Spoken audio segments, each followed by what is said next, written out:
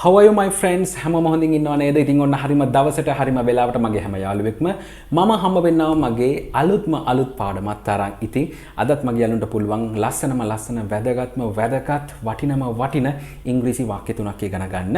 ඉතින් අද අලුත් යාළුවෙක් එකතු වෙනවා නම් මගේ මේ පාඩම් මාලාවට මොකද්ද කරන්න ඕනේ? මේ පාඩම් මාලාවේ වාක්‍ය තුනක් ඉගෙන ගනිමු. ඉංග්‍රීසි වාක්‍ය තුනක් ඉගෙන ගනිමු කියන පාඩම් මාලාවේ මුල්ම පාඩමට යන්න. එතන ඉඳන් පිළිවෙලට බලන් ඉන්න. එතකොට හරියට තේරුම් ගන්න පුළුවන්. ඉතින් ඒ වගේම තමන්ගේ පුංචි දුවට පුතාට තමන්ටම ගෙදරින් ඉංග්‍රීසි කතනය උගන්වන්න පුළුවන් මගේ නංගි රුවිනි සචිත්‍ර කරන Real Start Kids කියන YouTube channel එකට ගියොත් යන්නේ channel එකට තමන්ගේ දුවට පුතාට තමන්ටම හරි පිළිවෙලට ඒ හැම දෙයක්ම උගන්වන්න පුළුවන් ඉංග්‍රීසි කතනයට අදාළ දේවල්. තේරුණා නේද?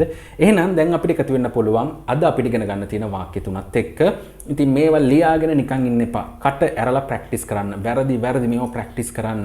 ඔයා ක්ලාස් යන්න පුළුවන් ඉංග්‍රීසි හදාගන්න. වෙන දේවල් කරන්න පුළුවන්. ඉතින් එකම දෙයක් තියෙනවා කියන්න. තමන් මහන්සි වෙන්නේ නැත්තම් මේවා කවදාවත් හදාගන්න බෑ. තමන් වැරදි මේවා කටින් එළියට දාන්න, ඉංග්‍රීසි වචන එළියට දාන්න, පුළුවන් විදියට මේවා අමුණන්න. තේරුණා නේද?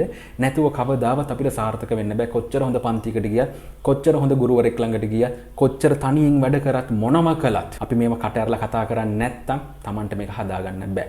අනිවාර්යයෙන්ම ඔක මතක් කරන්න ඕනේ. බලමු එහෙනම් මොනවද අද අපිට ඉගෙන ගන්න තියෙන අලුත්ම අලුත් වාක්‍ය තුන කියලා.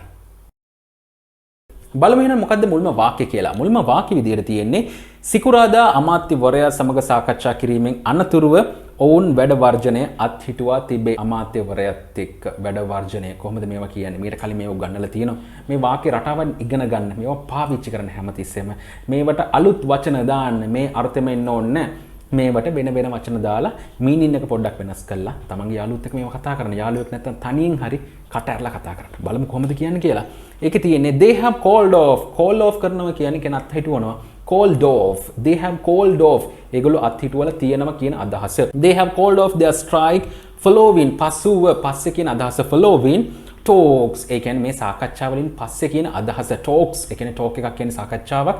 ඒ කියන්නේ කතාවක් කියන අදහස talks. ඒ කියන්නේ ඒගොල්ලෝගේ සාකච්ඡා වලින් following talks. ඒ කියන්නේ සාකච්ඡා වලින් අනතුරුව කියන අදහස following talks with the minister එක්ක අමාත්‍යවරයා එක්ක with the minister on Friday සිකුරාදා. ඉතින් ওই ටික ගැලපුණාම මොකක්ද දෙන්නේ වාක්‍යය බලන්න. සිකුරාදා අමාත්‍යවරයා සමග සාකච්ඡා කිරීමෙන් අනතුරුව ඔවුන් වැඩ වර්ජනය අත්හිටුවා තිබේ. බලන්න අපෝ එක සැරයක් කොහොමද කියන්නේ කියලා. They have called off their strike following talks with the minister on Friday. තේරුණා නේද? following talks. මේ talks කියලා මෙතන අදහස් කරන්නේ සාකච්ඡා කියන අදහස. ඒ කියන්නේ ඒගොල්ලෝගේ කතා බහ කියන අදහස. තේරුණා නේද? following. තේරුණා නේද මගේ ළඟට? බලමු දෙවෙනි වාක්‍ය මොකක්ද කියලා. දෙවෙනි වාක්‍ය විදියට තියෙන්නේ ඉදිරි මාසවලදී ගොවීන්ට පොහොර හිඟයක් ඇති නොවන බවට ඇය සහතික විය. ඇය සහතික වුණා. ඉතින් හැමෝම සහතික වෙනවා.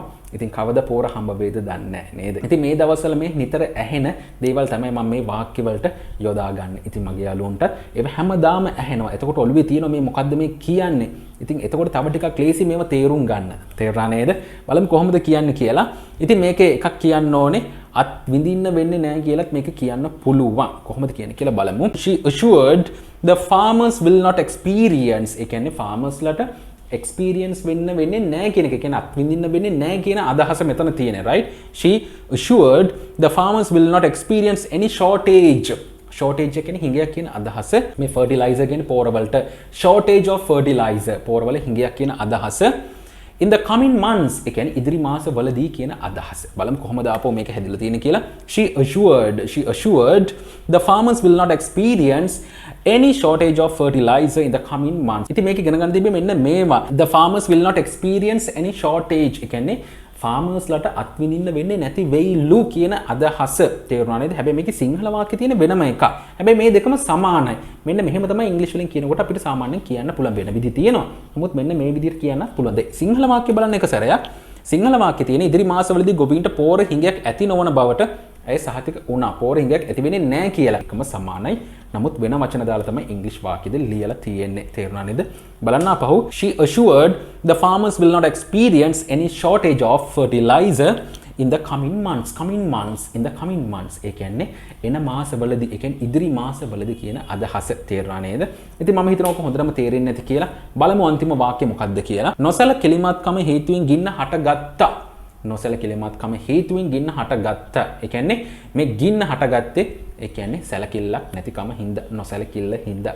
නොසැලකිල්ලට කියන්නේ negligence. ඉගෙන ගන්න මොකද්ද? negligence. අන්න එහෙම තමයි ඒක pronounce වෙන්න ඕනේ. ඒ කියන්නේ සිදු වුණා caused. තේරුණාද? බලමු කොහොමද මේකේ තියෙන්නේ කියලා. The fire was caused. ඒ කියන්නේ ගින්න හටගත්තා.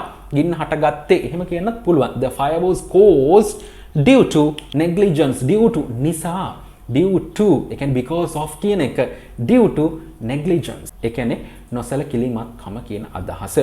due to negligence. නොසැලකිලිමත්කම නිසා කියන අදහස. The fire was caused due to negligence. ඉතින් අන්න එහෙමයි තියෙන්නේ. නොසැලකිලිමත්කම හේතුවෙන් ගින්න හටගත්තා. සරල සිංහලෙන් කියනවනම් මේ ගින්න හටගත්තේ. ඒ කියන්නේ මේ ගින්න ඇති උනේ ඒ කියන්නේ මේගොල්ලන්ගේ මේ සැලකිල්ලක් නැතිකම හින්දා කියන අදහස. The fire was caused due to negligence. ඉතින් මම හිතනවා මේ දැන් කියලා දුන්න වාක්‍ය වගේම කලින් කියලා දුන්න වාක්‍ය දෙක හොඳටම ඔළුවට යන්නේ නැති කියලා මගේ යාළුවෝන්ගේ. ඉතින් මම හැමතිස්සෙම කියන්නේ මෙන්න මේකයි. මේව හොඳට ප්‍රැක්ටිස් කරන්න. එයි මම මේ හැමදාම මගේ පාඩම් වල මේකම මේ හැමතිස්සෙම රීටරේට් කරන්නේ. කියන්නේ පුනා කියන්නේ ඇයි?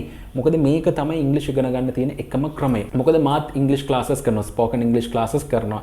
නමුත් මම කියන්නේ මගේ ක්ලාස් එකට ආවත් වෙන ගුරුවරයෙක්ගේ ක්ලාස් එකකට ගියත් ඕගොල්ලෝ වැඩ කරන්නේ නැත්තම් මේව කට ඇරලා කතා කරන්නේ නැත්තම් ක්ලාස් එකකට ගියත් බයේ වගේ ඉන්නවනේ, හැංගිලා ඉන්නවනම් ලැජ්ජාවෙන් ඉන්නවනම් කවදාවත් ඉංග්‍රීසි හදාගන්න බෑ. මොකද්ද කරන්න ඕනේ? කට අරින්න. පුළුවන් තරම් කට අරින්න. වැරදුනාට කමක් නැහැ. වැරදි කතා කරන්න ඕනේ. ඒ කියන්නේ මිස්ටේක්ස් එක්ක කතා කරන්න ඕනේ. එතකොට තමයි අනිවාර්යයෙන්ම තැනකට එන්න පුළුවන්. මට ඕන කෙනෙක් එක්ක ඉංග්‍රීසි කතා කරන්න පුළුවන් මට්ටමට මම හදාගත්තේ කොහොමද? ඔන්න ඔය දේවල් ටික කරලා. ඉස්සර වැරදි මාත් පන්ති ගියා. එක ගුරුවරු ළඟට ගියා. ඒ හැමතැනම ගොඩාක් දේවල් ඉගෙන ගත්තා. තනියෙන් ඊට වැඩිය දේවල් ඉගෙන ගත්තා. ඉතින් හැමදාම මම වැරදි කතා කරා, බ්‍රෝකන් විදියට කතා කරා. ඉතින් ඒකයි මම අර බ්‍රෝකන් ඉංග්‍රීසි කියලා වෙනම මගේ ලෙසන්ස් සීරීස් එකක් කරලා තියෙන්නේ. ඉතින් ඒවත් බලන්න. මොකද එහෙම කරන්නේ සමහර කට්ටිය කියන ඒවා වැඩක් නෑ. ඔහොම කතා කරලා කවද්ද කරගන්න පුළුවන් කියලා. ඒවා ගණන් ගන්න එපා. ඔයාට පුළුවන් උන දවසට ඔය මුකුත් වැඩක් වෙන්නේ නැහැ. ඒක ඇත්ත. නමුත් පුළුවන් වෙනකන් ඔය වගේ ක්‍රම පාවිච්චි කරන්න අනිවාර්යයෙන්ම සාර්ථක වෙන්න පුළුවන්. හැබැයි තව විශේෂ දෙයක් තියෙනවා. තමන් හරියට ඉංග්‍රීසි කතා කරන දවසට තමන්ට පොඩි හරි දෙයක් පුළුවන් නම් තමන්ගේ වර්ධනයක් පෙන්눔 කරනවා නම් තමන් දන්න දෙයක් අනිවාර්යයෙන්ම තව කෙනෙක්ට කියලා දෙන්න. ඒක ලොකු පිනක්. ඒක හොඳට ඔළුවේ තියාගන්න. ඉක්මනින් අපි අලුත් පාඩමකින් හම්බ වෙමු. හැබැයි ඒ හම්බ වෙනකන් වෙනදටත් වැඩිය ගොඩක් මගේ යාළුවෝ පරිස්සමෙන් ඉන්න ඕනේ.